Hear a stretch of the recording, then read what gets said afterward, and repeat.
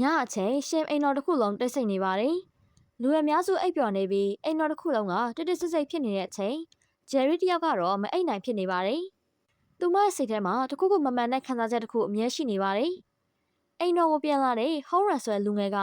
တကယ်တမ်းအရင်ကပျောက်ဆုံးသွားခဲ့တဲ့ဟောင်းရန်ဟုတ်ရဲ့လားဆိုတာကိုသူမမယုံကြည်နိုင်သေးပါဘူး။ဒါပေမဲ့အိမ်တော်ထဲမှာဖြစ်နေတဲ့ဒီအရာတွေကိုတယောက်ကတော့တိတ်တိတ်လေးစောင့်ကြည့်နေပါတယ်။သူကတော့မူချင်းမဲ့ဖြစ်ပါတယ်။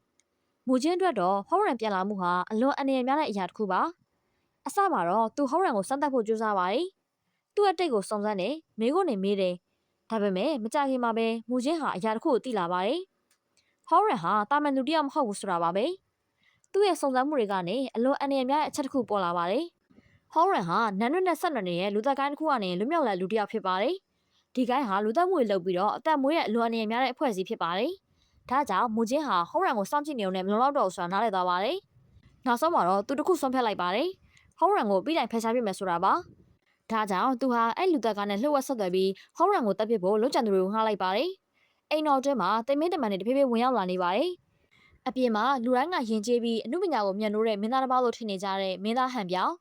ဒါပေမဲ့သူ့ရဲ့အမှန်တကယ်မျက်နှာဖုံးကအဲ့ဒီအပိုင်းမှာကွာကျသွားပါတယ်။သူ့ရဲသားရဲ့မြေအောက်ခန်းထဲမှာအရန်ကိုကြောက်ဆက်ကောင်းတဲ့အရာတွေဖြစ်နေပါတယ်။ကလေးငယ်တွေကိုဖမ်းဆီးပြီးရှင်းအောင်အကျင့်ဆိုတွေအသုံးပြုပြီးအဆောင်လက်ဖွဲ့တွေပြုလုပ်နေပါတယ်။အဲ့ဒီအဆောင်လက်ဖွဲ့တွေကိုသူ့အတွက်ကံကောင်းစေဖို့ထာဝရအသက်ရှင်နိုင်မှုအသုံးပြုနေပါတယ်။ဒီလိုယူသွတဲ့စမ်းသပ်မှုတွေထဲမှာအအောင်မြင်ဆုံးဖြစ်ခဲ့တဲ့စမ်းသပ်မှုကဟောင်းရန်ဖြစ်ပါတယ်။ဟောင်းရန်ရဲ့ကြောပေါ်ကအမာရွတ်တွေဟာရိုးရိုးထန်ရတွေမဟုတ်ပါဘူး။အဲ့ဒါတွေကဟန်ပြောင်းကိုယ်တိုင်ရေးဆွဲထားတဲ့ကျင်းစာခါရာတွေဖြစ်ပါတယ်။ဒါကြောင့်ဟန်ပြောင်းအတွက်ဟောင်းရန်ကလူတစ်ယောက်မဟုတ်ပါဘူး။သူ့ရဲ့အဖို့တာဆုံးအဆောင်လက်ဖွဲ့တစ်ခုဖြစ်ပါတယ်။ဒါကြောင့်ဟောင်းရန်ပြောက်သွားတဲ့အခါဟန်ပြောင်းဟာအရန်ကိုဒေါသထွက်သွားပါတယ်။သူတဲလွန်စားတွေကိုလိုက်လံချီရခံပြီးနောက်ဆုံးမှာတော့ရှင်အိမ်တော်ကိုရောက်လာပါတယ်။နောက်ဆုံးမှာတော့ညတကောင်အချိန်အိမ်တော်ရဲ့တကားဝရှိမှာအနက်ရောင်ဝေယုံကြီးနဲ့လူတစ်ယောက်ရက်နေပါတယ်။တကားကတဖြည်းဖြည်းပွင့်သွားပါတယ်။အဲ့ဒီလူကတော့မင်းသားဟန်ပြောင်းကိုယ်တိုင်ပါပဲ။အိမ်တော်အတွင်းမှာတော့မူချင်းလွတ်လိုက်တဲ့လောက်ကျန်သူတွေကတစ်ဖက်အပြင်ဘက်မှာတော့သွေးစာနေတဲ့ဟန်ပြောင်းကတစ်ဖက်